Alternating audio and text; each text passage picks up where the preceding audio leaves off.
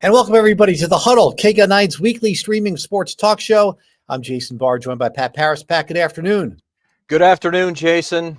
Here we are, middle of football season, and things are going pretty well for the old Arizona Wildcats. 3-0. They've played very well. 2 wins over non-Power 4 opponents with Weber State and Hawaii. A little tougher opponent, Kansas State, who I still don't think is a very good team. I think we're going to know a lot more in a couple weeks how good this Arizona team is when they go to 12th ranked Iowa State. Both teams have a bye. All right, we'll get to that. But first, Pat, our Huddle poll question. As U of A football is 3-0, which Wildcat player has been the most pleasant surprise so far? So you can pick, gave a couple of offensive guys, Gavin Hunter and Ismail Mahdi, and a couple of defensive guys, Chase Kennedy and Javen Watley. You could probably throw a Genesis Smith in there, although he's done really well. I don't know if that's a surprise, but I don't want to leave him out. There's a couple of guys who you could put in there. Pat, I'll and everybody can vote. Go to X or KGUN9 / poll, or go to X to vote. Pat, I wanted to go with the defensive player because I feel like Mahdi and Watley each have only had one really good game. So I didn't want to go with them. So I went with the defensive player. I went with Gavin Hunter. I like the way he hits, and I like kind of his mojo a little bit on defense. Yeah, I can see that. I also thought Genesis Smith might be on there, but maybe we aren't as surprised by him, right? Because he's had some pretty impressive games last year, and we expect a little bit more for him. I'm with you. I really wanted to go defensive player, and I was going to go Chase Kennedy actually, because a couple of sacks puts him among the top, 30 or 35 in the. He has 2 sacks. Yeah, has 2 sacks in the NCAA, and so he was a sort of pick of mine. But I went with Mahdi. I only because he's the only player that's won a Big 12 Player of the Week honor so far in three weeks of some pretty good football. And so I thought they gave him the nod. 221 all-purpose yards in one game. I know it's just one game, but he also has 269 rushing yards all season, ranks him 33rd nationally. So I did go with him. Nunu Watley right there too. But Mahdi's performance on Friday night was just something spectacular. Yeah, you wanted a running back to kind of step up, and I think he did. Part of it is injuries to the other backs. I think that Ismail Mahdi is a little bit of a burst of speed, maybe that the others don't have, right out of the, coming out of the line. I also like Wesley Yarborough. He's a freshman. I hope he gets more involved in the mix. But I like the way that Mahdi stepped up a little bit. He's not a big guy. I don't know if can take the pounding of 30 runs a game, but they don't need that with the other backs. But I like the way that he's kind of stepped up a little bit, and certainly the big time performance the other night. Here's what I really loved about his performance on Friday night. It's not the yards and the big plays. They were important, but what was important was in that fourth quarter when the game was still not put away, and you're thinking, okay, how can Arizona lose this game after playing so well? And they had that awful start to the second half. I get that, but they hadn't quite put the game away. And every time they needed something to happen, it seemed like he was the guy, right? He was the one who was able to get the yardage they needed. He was able to help them put this game away, and it took a while for him to do that. But he was a big part of it, and that's why I think that was an intangible that gave him my nod. Pat, I know this team is 3-0 for the first time since 2015, but can you really get excited knowing what those 3 opponents look like? As a bad Hawaii team, Weber State's not even an FBS team, and we saw how much Kansas State struggled. They lost at home to Army. They barely beat North Dakota. They've got another loss in there. It's not a good Kansas State team, and they were able to hang on and win. You can see the problems on the offensive line. I'm more worried about that than special teams. Okay, we'll get to special teams, but let's go with the offensive line, Pat. I mean, come on. I mean, it was like the strategy was to hold on every play and hope it didn't get called every time. Well, that's an offensive lineman called for holding, Pat. I know you want to look at the positives. I know there's lots of positives with 3-0, but you got to be concerned about that offensive line. Well, I'm a little concerned about the holding calls. Those holding calls quite often are coming on passing plays. They did a great job run blocking, and that's why they were given the award for offensive line of the week. What do they call that? The Beef Award? Beef of the week. Beef of the week. Beef of the Week award. Yeah. They earned that in the run game. They didn't earn that in the pass game. That's for sure. They got to fix that, and I know it's lip service at this point. When you say we got to fix it, we got to stop it. Well, it's really easy. Don't hold. I mean, you can grab a guy inside, but you can't grab a guy and pull him around on the outside, and that's what they're doing. I will say this, Jason. There's that old thing about you can only play the teams on your schedule, and you're 3-0, and that's partly true. They're 3-0 for a reason. They played better than all three of their opponents. And look where UCLA is, and we'll get to that. Exactly. But what I will say is, I think what I've seen in the Big 12 so far is the Big 12's down. I mean, it's down. It's down, and that's too bad. But I'm not going to feel sorry for everybody. Kansas State was supposed to be one of the best teams, if not the best team in the Big 12. They're not, and Arizona beat them. And that's a game where Kansas State thought they could come in and win and turn their season right back around, and Arizona did not let them do that. So you have to give them credit for that. We'll know more against Iowa State, as you said, but you look down at the rest of the schedule, and there aren't any powerhouse teams that you're deathly afraid of. Now you have to respect Iowa State, you have to respect the BYU, but Colorado's terrible. Okay. West Virginia lost to Iowa. I lost to Ohio the other week. Yeah, although they ended up beating Pitt. Had to come back. Yep. I saw so and Arizona State seems to be So you look down the schedule and you say, I'm not trying to redo my preseason pick of 6-6, but they have a chance to win more than 6 games, and that's mainly based on what we've seen out of the Big 12 so far and what we've seen out of Arizona so far. Yeah. I'm not as worried about special teams, and here's why.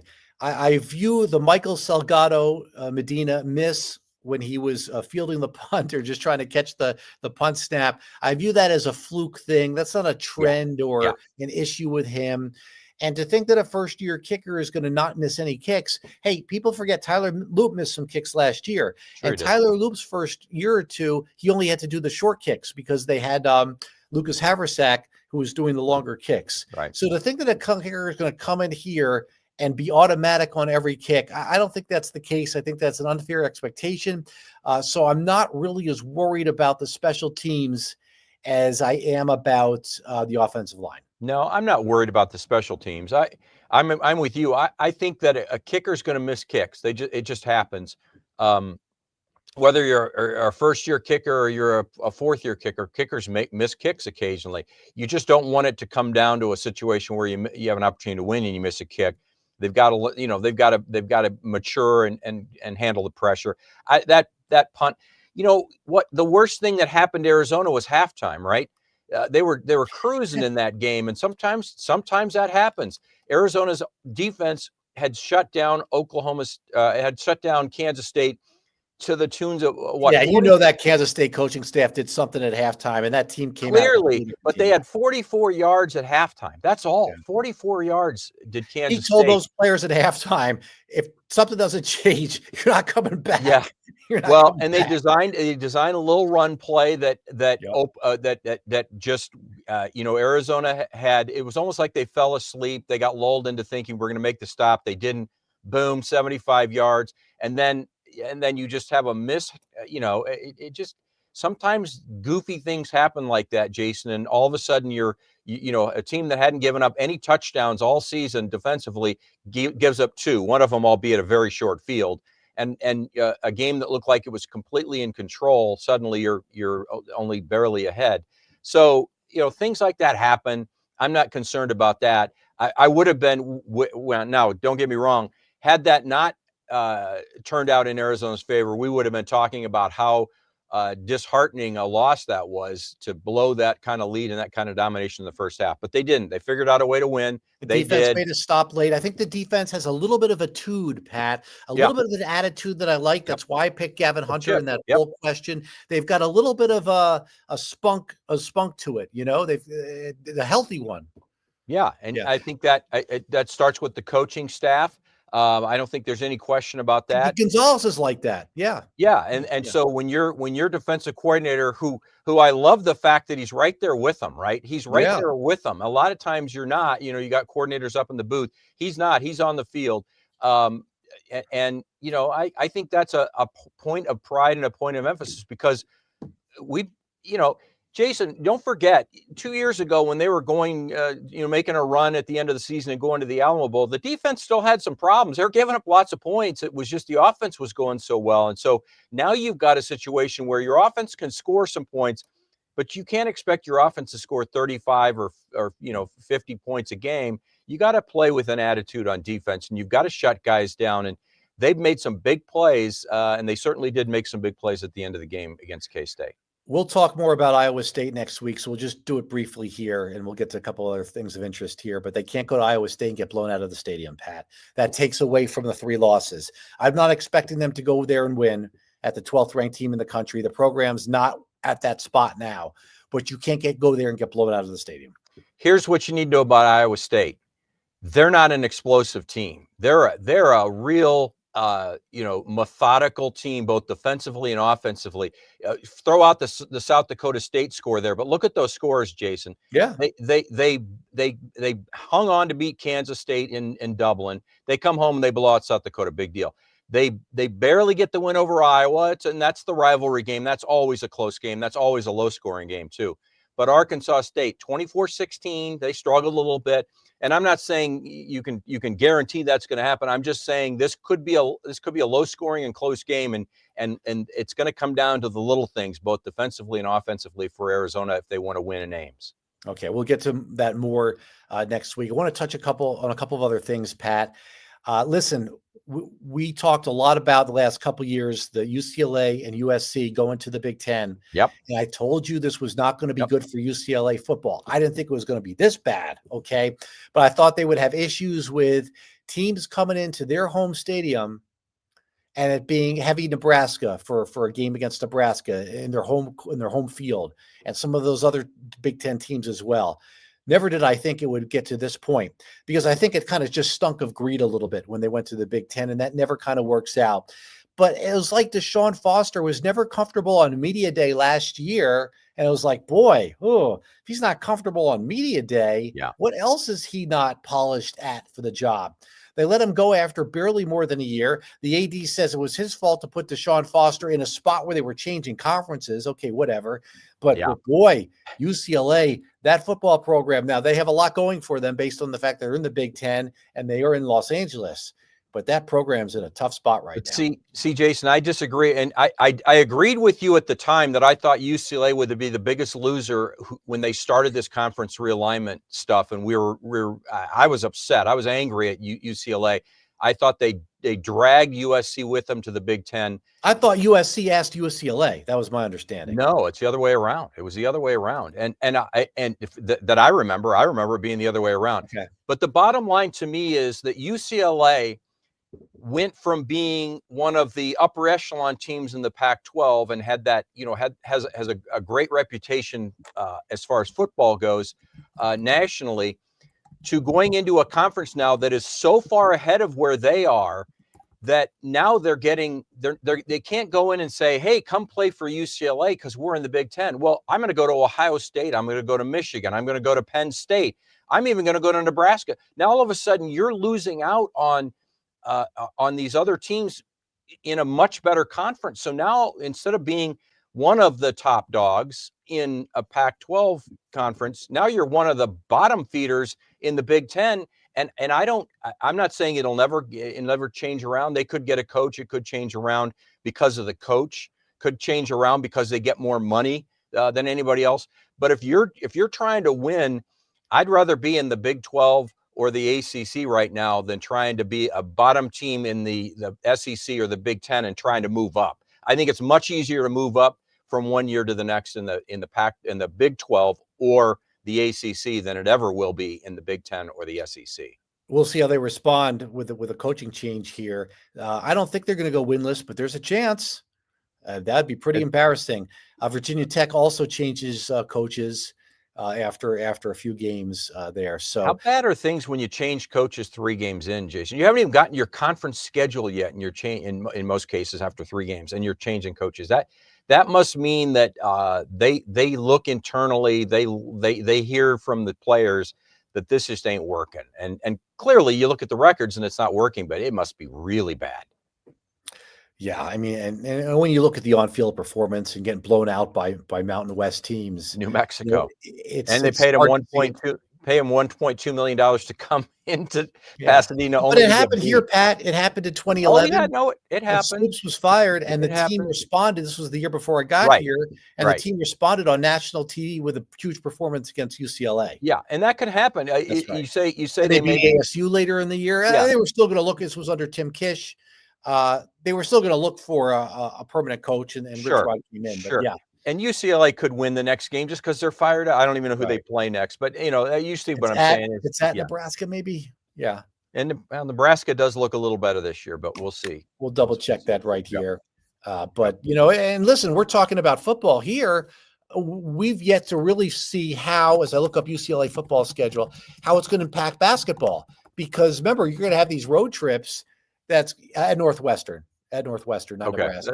And that's in 2 You could weeks, I see believe. them kind of pulling together Yeah, with a as a couple team. weeks, Yeah. to get ready. Yeah. We also don't know how it's going to affect in basketball too. We're going to go to the road trip. We're going to go at Yep. Michigan and at Michigan State. It's not, that's a little different than at Washington and at Washington State. Yeah. No, there's no question. I think you and I both thought the travel would get to them eventually. We thought recruiting would be tough because yes, you have an advantage in California, but you don't have an advantage in Texas and Florida and Alabama and Mississippi and Ohio and Pennsylvania. You're just not getting those players to come to UCLA unless you have a bucket load of cash to give them.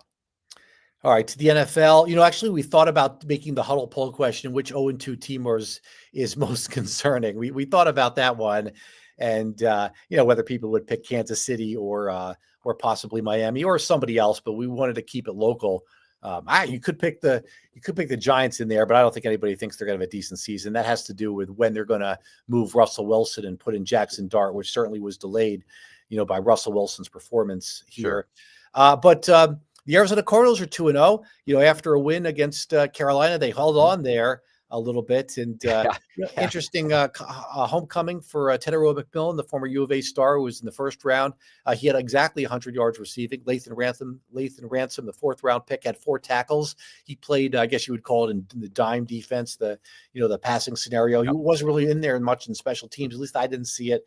It looked like he was there more on dime defense. But nice homecoming there in week 2 for the Panthers, and they'll try to get a win against Tucson's other player, Bijan Robinson, in their home opener. Both games have been on the road as they host the Falcons this week. Yeah, and back to your whole, which one disturbs you more? Well, the Dolphins they're just awful, and so they're going to have to make a coaching. I think they're going to make a coaching change at some point. Boy, this guy was the talk of the coaching a few years ago. The darling of the league. Style, everything was so he's fantastic. He's so funny. Yeah, so funny. But sometimes you just run out, and Tua just has not been what they expected and hasn't been healthy in some cases, but then hasn't been very good even when he's healthy. The Chiefs it was interesting to watch that game over the weekend because the Chiefs suddenly were really whining about not getting some calls, and we how we kid about Patrick Mahomes gets every call, and suddenly the Chiefs weren't getting the calls, and you just wonder, well, now that Taylor Swift and Travis Kelce are engaged, maybe the NFL isn't calling in the cheat codes. I don't know. That's just it's tongue in cheek, obviously, but they won a lot of games last year by the slimmest of margins. That's right. They looked terrible in the Super Bowl. The history of Super Bowl losers going into the next year is not great. And they bucked that trend. Feels like their dynasty. I don't want to say it's over because Patrick Mahomes is so young that they could still rebuild and win another one in a couple of years. But I think there's going to be some rebuilding or retooling that needs to happen before they win another one, if they're able to do so in a few years. But it's not going to happen this year. It's the Bills or somebody else this year. And some of the players are starting to look a little bit older. Not Patrick Mahomes. He just turned 30, so it's not like him. But, Travis Kelce, looked fine, but it's not quite the same Travis Kelce. And going down the line. This is his last year. Yeah. Oh, there's no question. It's his last year. So the Chiefs are. Should they be surprised? Should we be surprised they're 0-2 a little bit? But and when you look at exactly what their schedule's been and how they played, that doesn't surprise me all that much. And I'm with you. I think that I thought last year we would see the Chiefs start to slip, but it took until the Super Bowl before we finally saw that. Now I think it's for real. And that just opens the door for a lot of the other teams we've been waiting for the last few years to step up. So we'll see. Good for Baker Mayfield. He had a gutty performance last night. Looks like Joe Burrow. Jason, that man gives up his body on every play. It's unbelievable. I don't know how he bounces back up sometimes. He gets a lot of my respect. I can't believe how tough he is. With Burrow hurt, there was a report the Giants may trade Jameis Winston to the Bengals. That would make sense because I think they've already elevated Jackson Dart to number 2. It does. So you might as well try to get a draft pick for him and give him a chance to play. So, so that's our little. And I thought, the Cardinals. You were at the game, Jason. I thought the Cardinals looked really good until all of a sudden when they didn't, and that got a little concerning, right? That first it was the turnover by Kyler Murray there when you don't need to turn the ball, that was a bad play. Bad Gotta throw it away. And it didn't work out at all. And all of a sudden they got a little tight, but they held on, they got the win. And we always forget about these games in the early part of the season, but when you're 2-0, man, that builds a lot of confidence and takes a lot of pressure off, because now all of a sudden 2-0 looks so much better than 1-1 or 0-2. And it doesn't mean you're going to make the playoffs at all. But I think that the percentage is something like 68% of all 2-0 teams make the playoffs. So it's a way better odd than being 1-1 or 0-2. Going up against a banged up 49ers team this week. So right. So that opens the division up a little bit there. Seahawks look great, though. So you have to be concerned about that. But we'll see. Yeah. All right, let's go finish it back up with circle it around and go back to our huddle pull question with U of A football. Speaking of teams off to a 2-0, or in this case, 3-0 start, which Arizona Wildcat has been the most pleasant surprise so far? There's a little bit of recency bias there with Body, who just had the big game, right? But, you are going off one big game. I'm surprised it's that one-sided because Watley had, 180-something yards received, something like that. If we asked this last week, he only gets 2.5%. Right. Yeah, Nunu Watley would have a little recency bias. Yeah, he would have won that last week if we did ask the same question. But I think what happens with Mahdi is whether it's injury or whatever, all of a sudden now he becomes the more of the feature back than just one of 3 or 4 guys.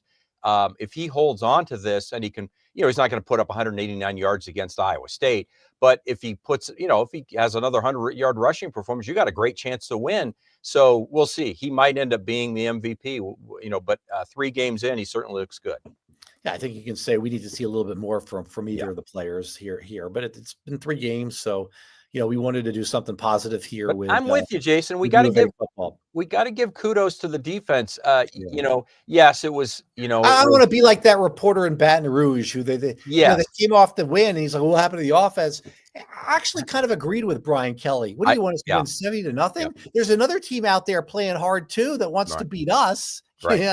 So I don't want to be too negative just because I don't think the offensive line has been great, or just because I think their opponents have been bad. So I did go with the positive question. Yeah, and on the Brian Kelly subject with LSU, there's a as well as I do, we've been to hundreds and hundreds of post-game press conferences, the two of us. There's a order of which you need to ask questions, and you can get to the nitpicky stuff a little later on in the news conference, but you don't come out of the gate with, after you win a big game against one of your biggest rivals, and you say, what happened to the offense? I mean, that just was it may have been a legitimate question, but not the first question to the head coach after an important win. So gotcha. Time and place. Yeah. Listen, I've been guilty of that before. A team makes a quarterback change and the mid game, and you say afterwards what led to the QB change. So I get it. I've been there before, but Pat's right. You got to do it. You should do it in the right order. It's just like if you're doing a quick one-on-one with somebody, you're going to soften them up. Let's ease on before you get to. Yeah. Congratulate them first on the win. How does it feel, Coach? Right. And then So I actually I didn't think Brian Kelly was really that bad, but he had to apologize afterwards. I don't know. I didn't think it was that bad either. But he's had kind of Brian Kelly's had. He's had a tough go of it there, and he finally got a big win. So I understand why he was a little upset. And I'm not a Brian Kelly fan, But no, they have one of the better teams, Jason. They actually have a chance to win a national championship. Yeah. All right. So we will talk more next week about the Ohio State game, and we'll preview that a little bit more and get into that as Arizona looks to keep it going here. I think it's going to be a tough deal a week from Saturday, Yeah, but we'll talk about it. We'll worry about that next Tuesday. Let's give one final nod to Robert Redford, though, and I think both of you and I love the movie The Natural, and we'll always remember positive things about Robert Redford. And so, kind of sad news, not unexpected. I mean, he's 89 years old, but still, that's a legendary actor, and he made one of the great baseball movies of all time. Yeah, I don't know how you compare Major League to The Natural because they're such different movies. How do you compare a comedy to a drama, right? Yeah. But if I had to pick my favorite sports movie, it's hard to go against Rocky, which is one of the greatest movies of all time, right? But I think The Natural is up there. Mine's Field of Dreams, but yes, but I agree. Those are all up. Those are all kind of like in that top 3 or 4 for me, for sure. Yeah, Pat and I, for everybody listening, Pat and I were joking that some of our coworkers are so young that they're not as familiar with him. But I'm sure World News Tonight on ABC will do somebody's joke. Our producer Ryan is joking that The Sandlot's his favorite sports movie. I'm sure World News Tonight will do justice for Robert Redford in his careir, as they should, and not known for sports movies, but that was certainly one of the Mount Rushmore of sports movies, I would say. Yep, exactly right. This has been the Huddle, KGUN9's weekly sports streaming stock show. For Pat Parris, I'm Jason Barr. Everybody, thank you so much for reviewing, watching live or what have you. We'll see you right back here next Tuesday, same time.